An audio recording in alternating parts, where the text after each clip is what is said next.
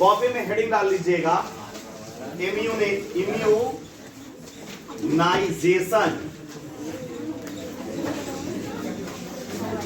And vaccination, या vaccination या immunisation, दोनों में कोई आगे पीछे लिख सकते हैं। जो भी इस चीज का खोज किए थे, हम उनका तहे दिल से शुक्रिया अदा करना चाहेंगे। यस, इसलिए क्योंकि अगर वो ना होते तो आज हम बहुत सारे रोगों से लड़ रहे होते। आज हमारा शरीर हमेशा बीमार रहने के कंडीशन में रहता, लेकिन उन्होंने एक ऐसा चीज का खोज किया कि आज उस चीज को लेने के बाद हम बीमारी से बच सकते हैं, हमारे शरीर को किसी प्रकार का नुकसान नहीं होता है। हाँ या ना? तो अगर बात करते हैं वैक्सीनेशन का, वैक्सीनेशन देखो, वैक्सीनेशन और वैक्सीन अलग अलग चीज है। वैक्सीनेशन और वैक्सीन अलग अलग चीज है। वैक्सीनेशन का मतलब होता है टीकाकरण, टीका लगाने की प्रक्रिया क्या कहलाता है? और क्या लग रहा है? टीका, यानी कि वैक्सीन। तो वैक्सीन लगाने की प्रक्रिया को क्या कहते हैं? वैक्सीनेशन। तो वैक्सीनेशन एक ऐसा प्रक्रिया है जिसमें हमारे बॉडी में कुछ पैथोजेन को इंट्रोड्यूस कराया जाता है। हमारे बॉडी में कुछ रोग कारक के एंटीजेन को, डायरेक्ट हम रोग कारक को नहीं डाल सकते, इसके किसको डालते हैं? एंटीजेन को, रोग कारक के एंटीजेन को हमारे शरीर में प्रवेश करा दिया जाता है। वैक्सीनेशन एक ऐसा प्रक्रिया है जिसमें हमारे बॉडी में पैथोजेन के किसको? एंटीजेन को प्रवेश करा दिया जाता है, और इस एंटीजेन के खिलाफ हमारा बॉडी एंटीबॉडी तैयार करता है कि नहीं? और मेमोरी सेल तैयार करता है, जिसके कारण अगर दोबारा यही पैथोजेन आए तो हमारे बॉडी में इस पैथोजेन के खिलाफ ऑलरेडी मेमोरी और एंटीबॉडी बन गया है, तो इस पैथोजेन से हम बीमार नहीं पड़ेंगे। That is the vaccination. Clear है? तो वैक्सीनेशन में क्या होता है? हमारे बॉडी में पैथोजेन का एंटीजेन प्रवेश करवा दिया जाता है, ताकि इस पैथोजेन से हमारा बॉडी रेजिस्टेंस हो जाए, हमारा बॉडी प्रतिरोधी हो जाए, हमारे बॉडी को इस पैथोजेन से किसी प्रकार का कोई नुकसान ना हो। That is the vaccination. Clear? ये था वैक्सीनेशन। हम वैक्सीनेशन का केवल फॉर्मूला, डेफिनेशन अभी जाने, लेकिन सबसे मेन प्रॉब्लम क्या है यहाँ पे? सबसे मेन चीज क्या है? वैक्सीन को समझना। किसको समझना? वैक्सीन को। वैक्सीनेशन तो प्रक्रिया है, ये हमने एक प्रक्रिया के द्वारा हम इंट्रोड्यूस करवा दिए, हाँ कि नहीं? लेकिन मेन तो चीज है वैक्सीन। ये वैक्सीन आया कहां से, बना कैसे, बनाया कौन, सबसे पहली बार इसको लाया कौन, क्या हुआ था जो वैक्सीन बना, किस चीज से बना? मेन चीज यहाँ पे, कितने प्रकार के वैक्सीन होते हैं, वैक्सीन किस सिद्धांत पर काम करता है, दैट इज द वैक्सीन। समझे?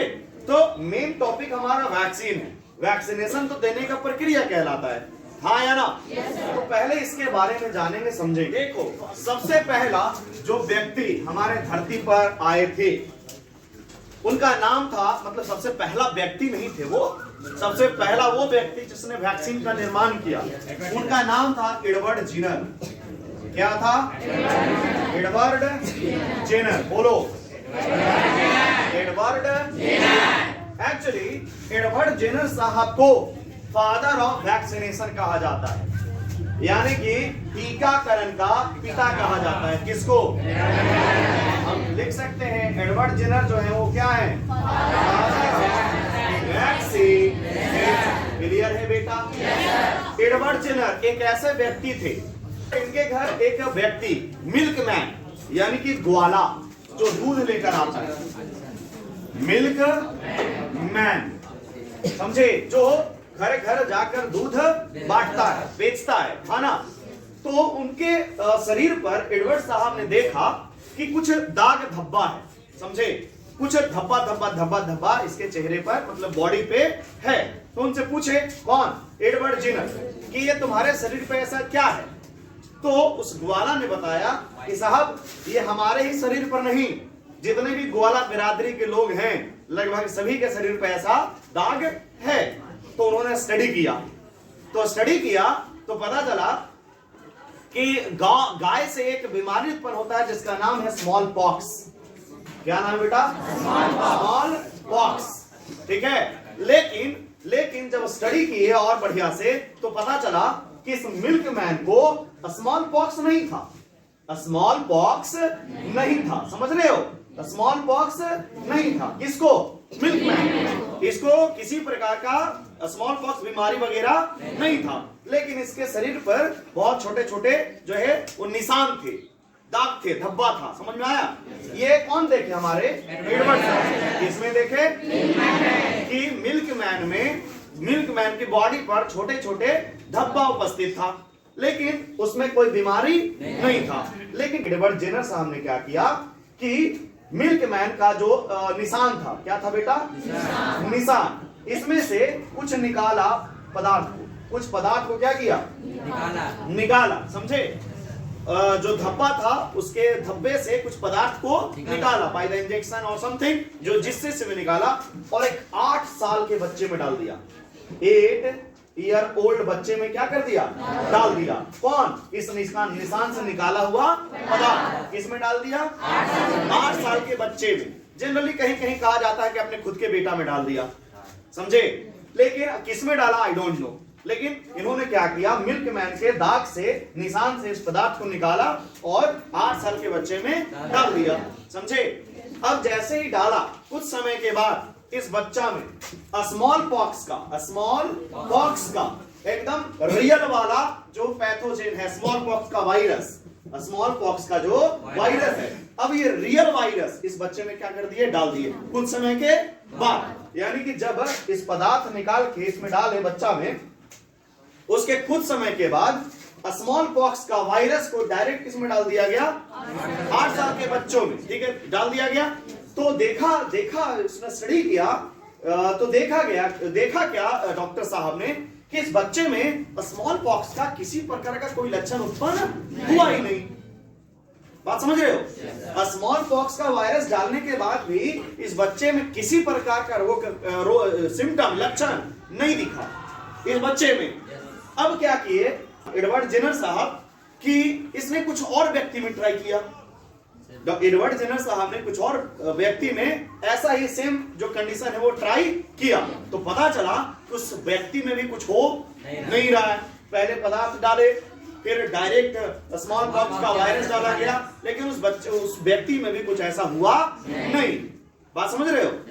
तो बताओ, उनको ऐसा समझ में आया होगा कि जब हमने इस पदार्थ को डाला तो उसके बॉडी में उस पदार्थ के खिलाफ कुछ एंटीबॉडी बना, और जब रियल वाला डाला गया तो ऑलरेडी जो एंटीबॉडी बना हुआ था वो इस वायरस को ज्यादा विकसित होने और इसको किल कर दिया। अगर किल कर दिया तो इस बच्चे में किसी प्रकार का स्मॉल पॉक्स का लक्षण नहीं दिखा। अरे बोलो, यहीं से स्टार्ट होता है वैक्सीन का निर्माण। तो सोचो उस कंडीशन में 1796 का ये लगभग बात है, 1796, जहां पे किसी प्रकार का कोई भी बेहतरीन से बेहतरीन सुविधा उपलब्ध नहीं था जैसे कि आज है।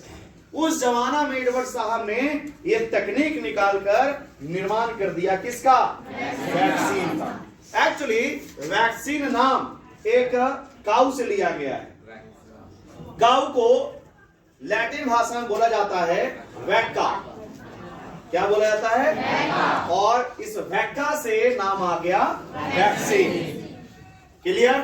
तो एडवर्ड जेनर साहब को इसीलिए कहा जाता है फादर ऑफ वैक्सीनेशन। क्या ये कहानी आपके माथा में घुस गया?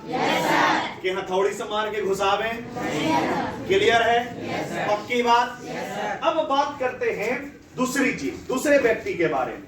ये एडवर्ड जेनर साहब के बारे में बात कर लिए। अब बात करते हैं एक और व्यक्ति बहुत ही बेहतरीन, जिनका नाम था लुइस पास्चर। नाम सुने हो? यस। क्या किए थे लुइस पास्चर? किसी को कोई पता है?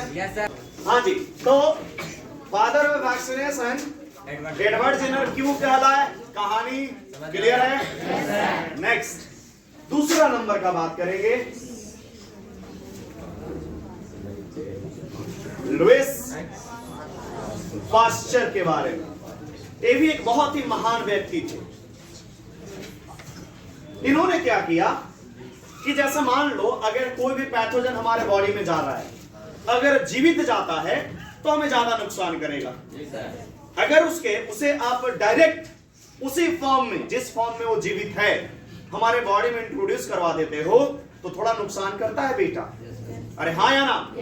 तो इन्होंने क्या सोचा, अगर हम उस पैथोजेन को इनएक्टिव कर दे, असक्रिय कर दे, या अक्रिय कर दे, या निष्क्रिय कर दे, तो क्या होगा? हमें ज्यादा नुकसान, लेकिन उस पैथोजन के खिलाफ हमारे बॉडी में एंटीबॉडी बन जाएगा। अरे हाँ या ना? नुकसान भी नहीं हुआ और एंटीबॉडी भी बन गया। तो ये सबसे पहले व्यक्ति थे जिन्होंने किसे, पैथोजेन को क्या किया, इनएक्टिव करने की विधि, इनएक्टिव करने का विधि जो बनाया सबसे पहली बार, वो कौन है? किसको इनएक्टिव करने का? पैथोजेन को इनएक्टिव करने का विधि सबसे पहले अगर कोई बनाया तो वो कौन थे? Louis Pasteur. और इस व्यक्ति ने कुछ वैक्सीनेशन का भी खोज किया।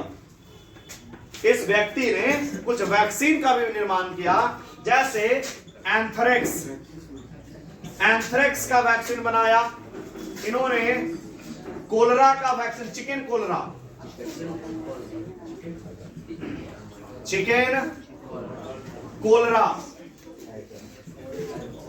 कोलरा का वैक्सीन बनाया, और इन्होंने रेबीज का वैक्सीन बनाया। समझे?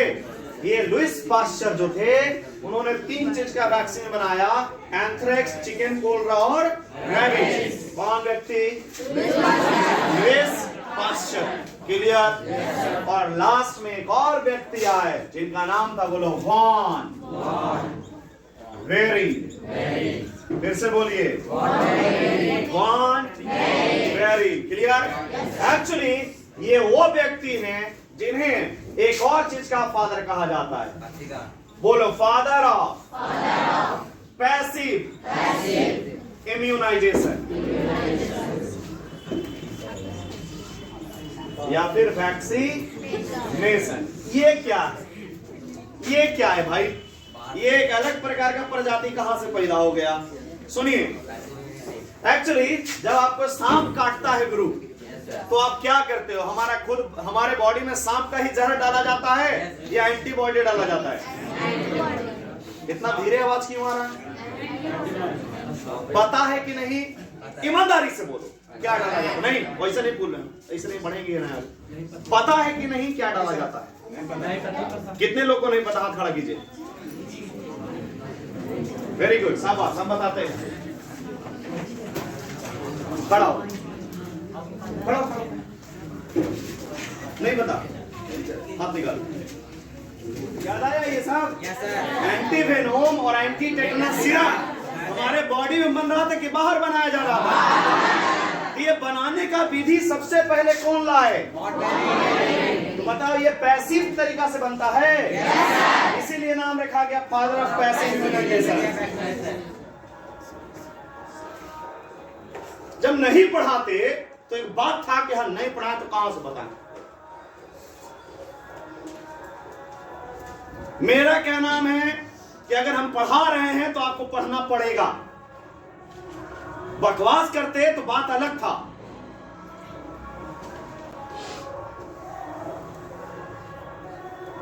क्षणिक सुख के चक्कर में पढ़ लो, पढ़ो। उनको ऐसा जगह ला के खड़ा करेगा क्षणिक सुख ना, कि ना घर का रहोगे ना घाट का रहोगे। पहले बोल दे रहे, कहीं का नहीं रहिएगा आप लोग।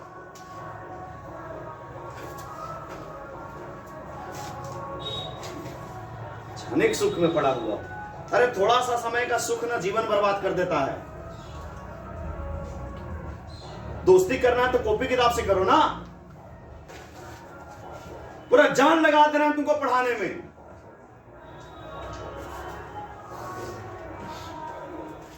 लास्ट में वही करना है। अगर नहीं पढ़िएगा तो लास्ट में रोटी बेलने के अलावा तीसरा दूसरा काम है ही नहीं आपके पास। ज्यादा हो गया तो जीवन और बच्चा खिलाइएगा, ओ लो लो लो लो लो लो, तीसरा नहीं है काम आपका।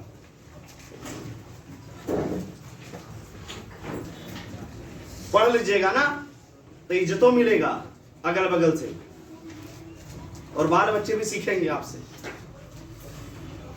फेराम पढ़ लेकिन फेराम पढ़ो ना, जीवन में साथ नहीं देगा। हम डायरेक्ट बोल रहे हैं, जिसके भी चक्कर में पड़े हो साथ देगा तो एक ही चीज, सिंपल सी बात है। चलिए देखिएगा, कॉपी में हेडिंग डालिएगा पीके का सिद्धांत।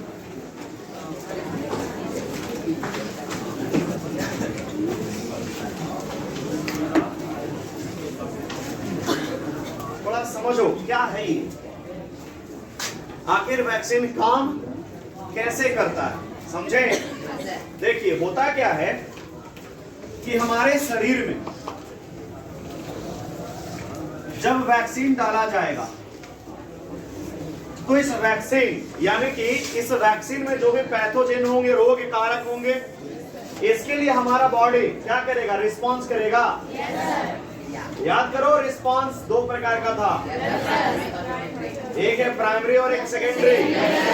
तो मान लो कोई भी वैक्सीन फर्स्ट टाइम हमारे बॉडी में डाला गया तो क्या होगा कि उसके खिलाफ हमारा बॉडी एंटीबॉडी बनाएगा। क्या बनाएगा? एंटीबॉडी। और कुछ बनाएंगे मेमोरी सेल। क्या बनाएंगे? Memory cell. हमारे बॉडी में जब कोई भी वैक्सीन डाला गया यानी कि क्या डाला गया? पैथोजेन। उस पैथोजेन के खिलाफ हमारा इम्यून सिस्टम क्या देगा? रिस्पांस देने के दौरान ये क्या बना लेगा? और क्या बना लेगा? क्लियर है? यानी कि जो पहली बार आया तो उसके खिलाफ हमारा बॉडी मेमोरी बना लिया और एंटीबॉडी बना लिया। अरे हाँ या ना? अब इस वैक्सीन को दोबारा फिर से हमारे बॉडी में डाला जाएगा सेकेंड टाइम। दूसरा बार लिया ना कोरोना का वैक्सीन, तो जब दोबारा ये बॉडी में डाला जाएगा तो ऑलरेडी पहले से एंटीबॉडी मेमोरी सेल बना हुआ है। तो बताओ ये प्राइमरी रिस्पॉन्स था क्या? लेकिन जैसे ही सेकेंड टाइम आएगा तो ये जो दोनों बने हुए थे ये तुरंत रिस्पॉन्स देंगे। लेकिन ये रिस्पॉन्स कैसा होगा? स्ट्रॉन्ग होगा या वीक होगा?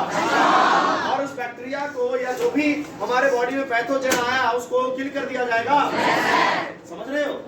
तो ये पूरा जो समझ रहे हैं जो सिद्धांत है वो सारा सिद्धांत मेमोरी का है। यानी कि स्मृति का। अगर मेमोरी ना रहेगा तो पैथोजेन के खिलाफ मेमोरी बना कर रखेगा कौन? तो प्रिंसिपल ऑफ वैक्सीनेशन किस पर आधारित है? मेमोरी पर। अरे बोलो, प्रिंसिपल ऑफ वैक्सीनेशन कंप्लीटली किस पर डिपेंड रहता है? मेमोरी पर। क्लियर? तो लिखिएगा point, types of vaccine. Types of vaccine. तो टाइप्स ऑफ वैक्सीनेशन अगले क्लास के लिए रहने देते हैं।